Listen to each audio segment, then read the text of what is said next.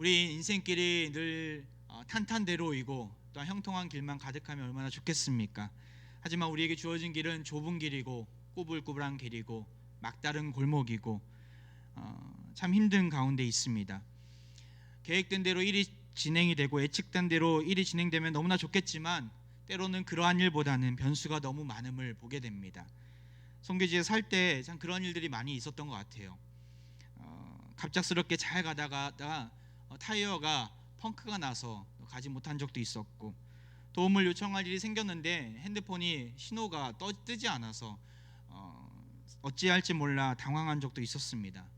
한 번은 9시에 약속을 하고 아침 6시쯤에 집을 나서서 이제 러시아워 시간이니까 막히겠지 하고 한 3시간 정도 여유를 두고 갔는데도 불구하고 1시간 더 늦게 가서 손님을 당황하게 만든 적도 있었고, 또 밀림에 있는 유치원에 가서 9시에 그때도 9시였던 것 같아요. 그때도 말씀을 전하려고 출발했는데 가다가 길이 막힌 거예요. 알고 보니까 이제 도로 보수 공사라고 돌아가라는 거예요. 그래서 9시가 훌쩍 넘겨서 가지 못하고 결국엔 유턴한 적도 있었습니다.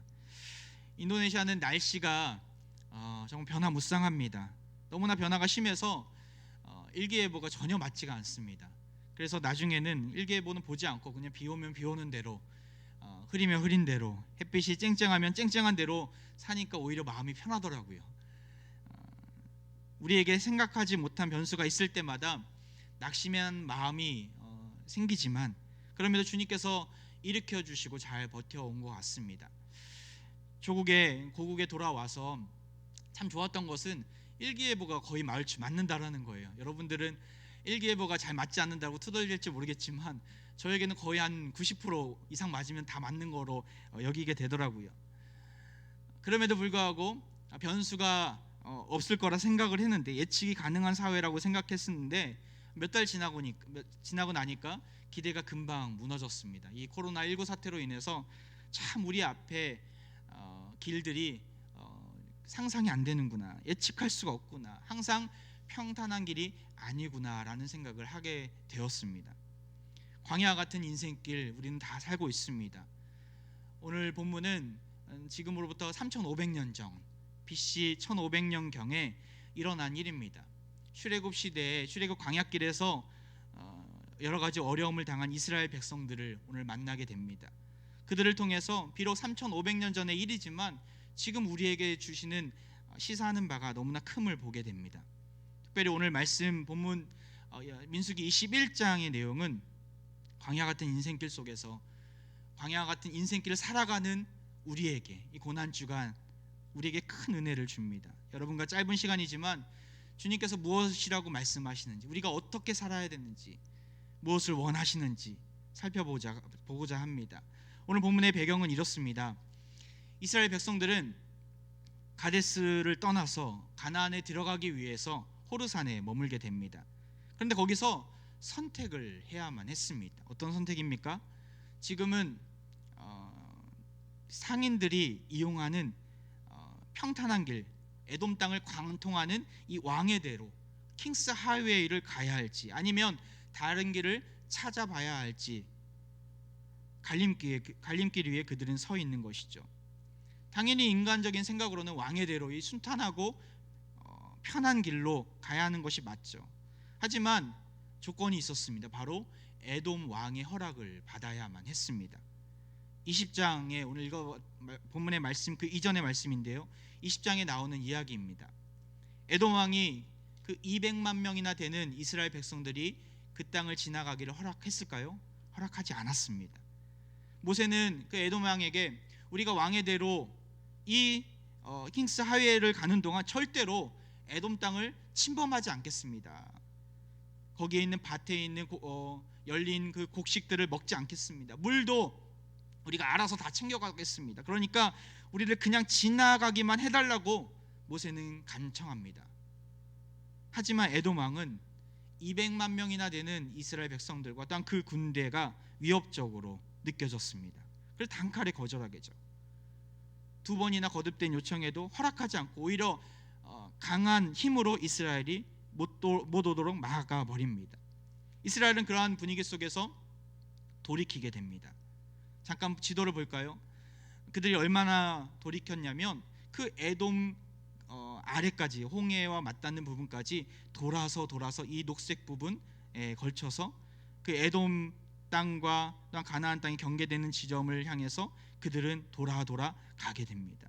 에돔을 관통하려고 들어가려고 하다가 그 아래로부터 홍해 쪽으로 내려가서 그 위로 올라가게 됩니다. 이걸 홍해길이라고 하는데, 이 홍해길을 거쳐서 그 가나안 땅으로 들어가게 되죠.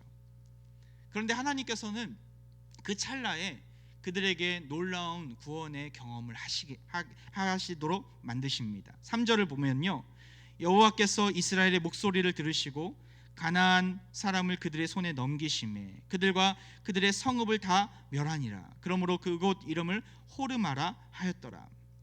이스라엘이 잠깐 가나안 출발하기 전에 가나안 땅에 머물렀을 때, 가나안 땅에 들어가기 전에 머물렀을 때 그 신광야에서 가나안 사람 아랏 왕이 역습으로 그들을 침범하게 됩니다. 그리고 이스라엘 사람을 치면서 많은 사람들을 포로로 잡아가게 됩니다. 이스라엘 백성들이 하나님께 간구합니다. 우리 살려달라고, 이 전쟁에서 승리케 해달라고. 그러니까 하나님께서 가나안 사람을 그들의 손에 넘겨주십니다. 그리고 그들의 성읍을 다 멸하고 승리를 얻게 됩니다. 여기까지가 오늘 본문의 배경입니다. 비록 가나안으로 가는 여정 가운데 왕의 대로로 들어가지는 못하지만 하나님께서는 그들에게 승리를 잠깐이지만 맛보게 하시면서 가나안 사람들과 전쟁에서 앞으로 이기도록 약속을 하시는 내용이 잠깐 적혀 있습니다. 그리고 4절 말씀이 이렇게 시작이 되죠. 4절 말씀 우리 같이 한번 읽어보겠습니다. 시작. 백성이 호르산에서 출발하여 홍해길을 따라 에돔 땅을 우회하려 하다가 길로 말미암아 백성의 마음이 상하니라. 에돔 땅을 지나가지 못하도록 돌아가게 되니까 이스라엘 백성들의 마음 가운데 어떤 마음이 생겼습니까? 백성들의 마음이 상하니라. 언어적인 의미로는 이 상한다라는 마음은 백성들의 영혼이 짧아졌다, 마음의 여유가 없어서 인내심이 사라졌다라는 의미가 담겨져 있습니다. 한마디로 짜증이 났다는 거예요. 되어가는 형국이 마음에 들지 않자 짜증이 나고, 왜 이렇게 우리가 하필이면 돌아가야 돼. 저 모세가 우리를 잘못 인도하기 때문에 하나님이 우리에게 저주를 내린 거야 하면서 그들은 짜증내면서 미간이 좁아지고 찌푸린 인상을 가지게 되었습니다. 그러한 상한 마음으로 백성들은 하나님과 지도자 모세에게 이렇게 나아갑니다. 5절 말씀이죠. 백성이 하나님과 모세를 향하여 원망하되 어찌하여 우리를 애굽에서 인도하내어 이 광야에서 죽게 하는가? 이곳에는 먹을 것도 없고 물도 없도다. 우리 마음이 이 하찮은 음식을 싫어하노라 하매. 상한 마음이 생기고 이 짜증나는 마음이 무엇으로 바뀝니까? 원망하되라고 나옵니다. 5절에 보면 원망했다라고 나옵니다. 이 원망한 마음은 사실 이스라엘 백성들의 고질병과 같은 마음이었죠. 그들이 홍해 앞에 섰을 때 그들은 원망합니다. 우리를 다 이 바다에 빠뜨리게 하느냐고. 하나님께 원망하는 이스라엘 백성들 우리가 보지 않습니까? 먹을 것이 없을 때도 원망하고, 가데스 바네아에서 10명의 정탐꾼들이 부정적인 보고를 했을 때 그들은 부르짖고 통곡하면서 모세를 향해 원망합니다. 민수기 14장에 나온 내용입니다. 그들은 애굽에서 노예로 살았던 그 고달픔과 하나님의 말할 수 없는 큰 기적으로 인도하심을 받아 여기까지 왔음에도 불구하고 그들은 그 놀라운 역사를 까마득하게 잊어버리는 모습이죠.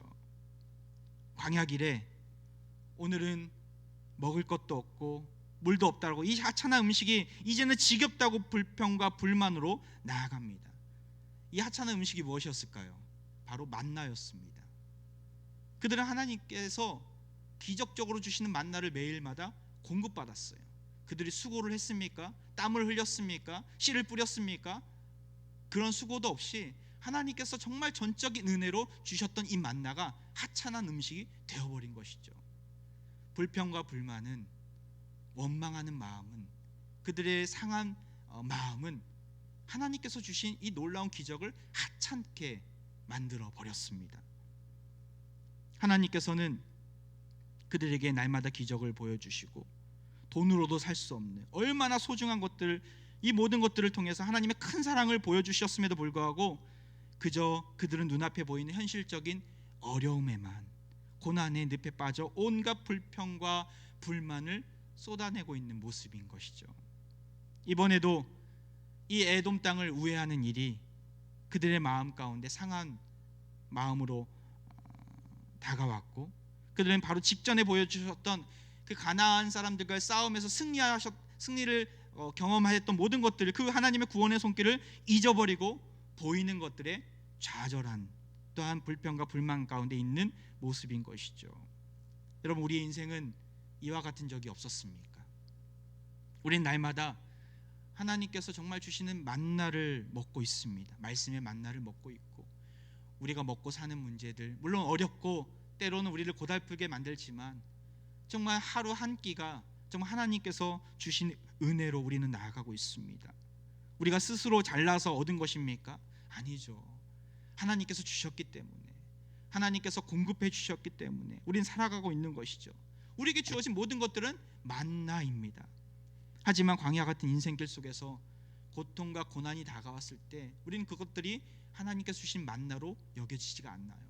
하찮은 음식으로, 하찮은 것들로 여겨지게 됩니다. 아픔이 찾아오고 어려움이 찾아오고 우리 앞길이 막혀 있을 때가 많이 있죠. 그럴 때마다 우리는 어떤 말을 합니까? 이 어려움을 주신 이유가 분명히 있을 거야. 하나님께서 더 나은 소망을 주시려고 이 어려움을 주신 거야. 이렇게 말을 하고 있습니까? 아니면 짜증나, 싫어, 원망스러운 마음들, 혹시 이렇게 반응하고 있지는 않습니까? 우리가 계획된 대로, 우리가 예상한 대로 일이 진행되지 않을 때 우리는 어떤 마음을 가지게 됩니까? 실망과 좌절의 마음으로 나아가고 있지는 않습니까? 참 우리가 쉽지 않은 시기를 보내고 있습니다. 새벽에도 잠깐 나누었지만 어떤 청년들의, 우리 교회 청년들의 상황을 좀 여러 경로를 통해서 들었는데요, 열심히 취직 준비를 했어요.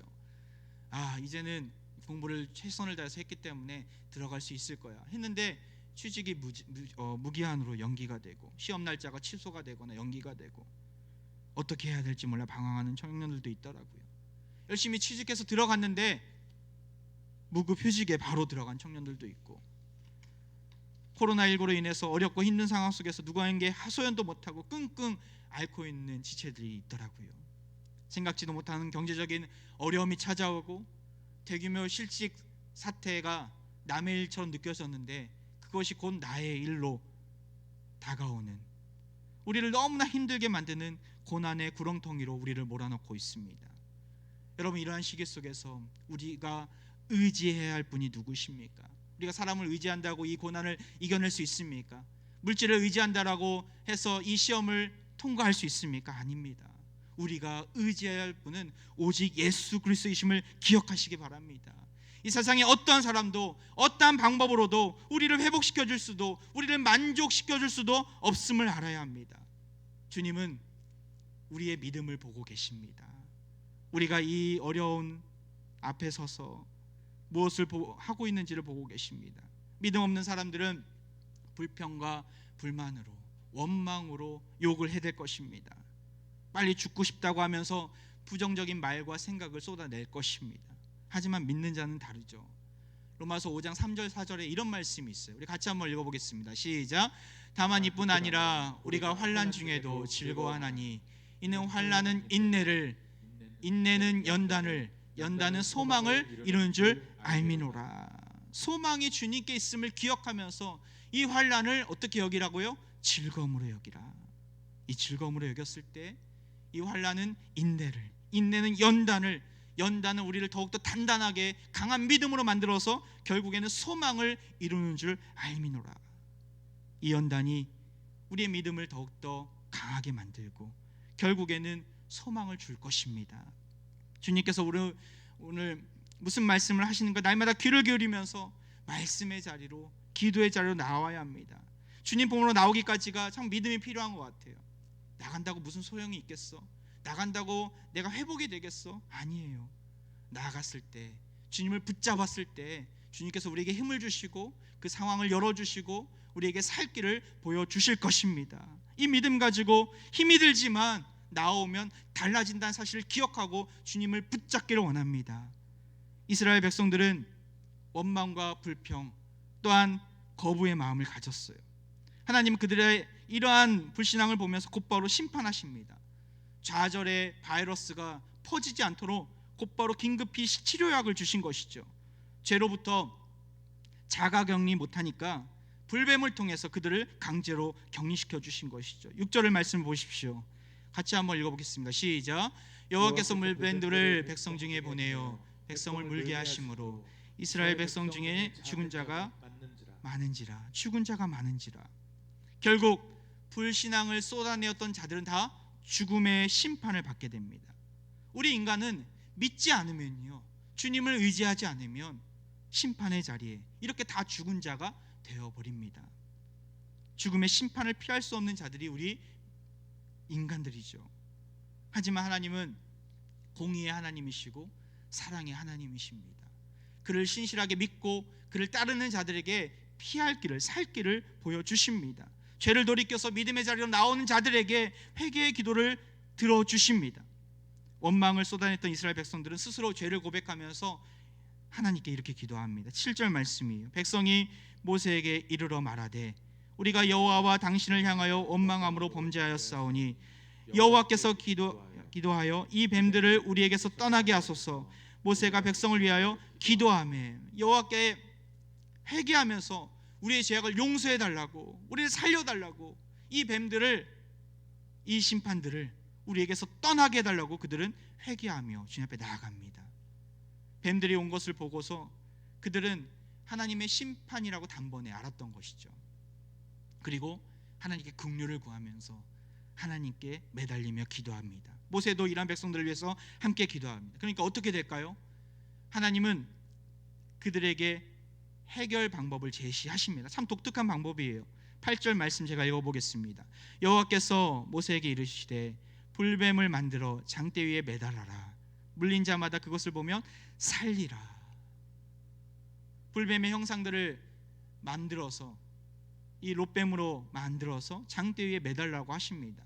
그리고 그것을 쳐다만 보아도 살 것이다 약속하시는 거예요. 참 말도 안 되는 방법이죠. 롯뱀을 만들어서 그것 쳐다만 보면 살 것이다. 이건 전혀 과학적이지도 전혀 상식적이지도 않은 방법입니다.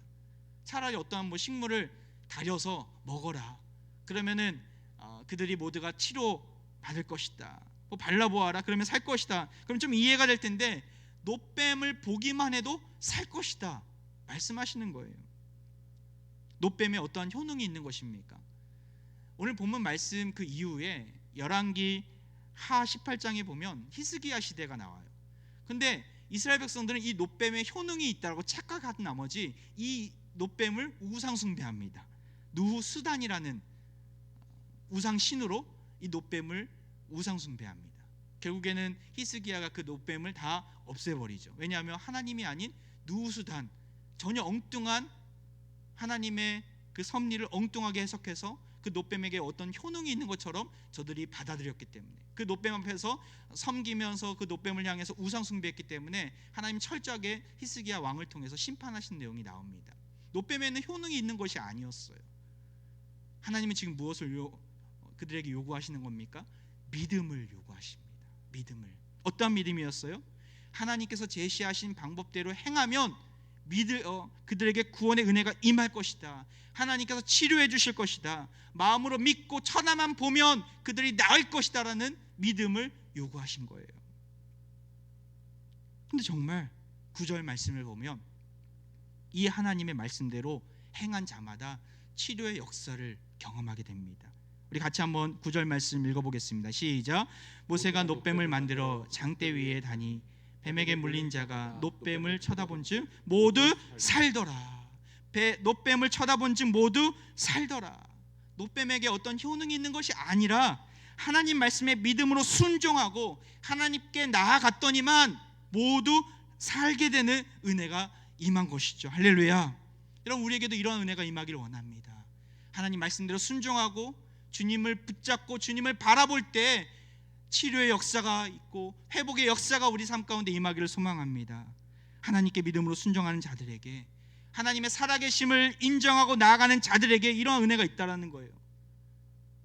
예수님은 니고데모와의 대화 속에서 이 놋뱀을 언급하십니다. 놋뱀을 소환하세요. 요한복음 3장 14절 15절 말씀인데요, 제가 한번 읽어보겠습니다. 예수님이 하신 말씀이에요. 모세가 광야에서 뱀을 든 것 같이 인자도 들려야 하리니 이는 그거를 믿는 자마다 영생을 얻게 하려 하심이니라. 아멘. 놋뱀이 누구라고 얘기하세요? 인자다. 광야에서 뱀을 든 것 같이 인자도 들려야 하리니, 인자가 누구예요? 바로 예수 그리스도이십니다. 장대에 매달린 놋뱀이 바로 예수 그리스도의 십자가를 상징함을 예수님이 스스로가 증거하고 지금 말씀하고 계신 내용이에요. 장대에 매달린 놋뱀을 쳐다본 자들이 산 것처럼 십자가에 달리신 예수님을 바라보는 자들에게 영생이 임할 것이다, 영원히 살아가는 놀라운 축복이 임할 것임을 예수님은 지금 강조하고 계십니다. 여러분, 우리에게도 이런 바라봄이 있기를 원합니다. 누구를 바라보는 거예요? 예수 그리스도를 바라보는, 십자가에 달리신 예수님을 바라보는 눈이 열리기를 원합니다. 주님께 구원의 은혜가 있음을 믿으면서 주님을 바라보는 믿음인 것이죠. 주님께 해결책이 있음을 믿으면서 주님만을 바라보는 것이죠. 광야와 같은 인생길에 우리가 살아갈 때 우리에게 주어진 삶은 죽음뿐이에요. 아픔과 고난이 있는 것은 당연합니다. 왜냐하면 척박하고 메마른 땅이기 때문에 원망과 좌절의 늪에서 빠져나갈 수 없는 상황이에요. 하지만 우리 믿는 자들은 예수님을 바라보는 자들로서, 예수님의 십자가를 붙잡고 있는 자들로서 주님께 소망이 있음을 아는 자들입니다. 구원에 비치신 예수님이 우리 앞에 계시기에, 사망과 죽음의 권세 속에서 우리를 살리신 하나님이시기에 우리는 소망을 가지고 나아갈 수 있습니다. 좌절하거나 넘어지지 않습니다.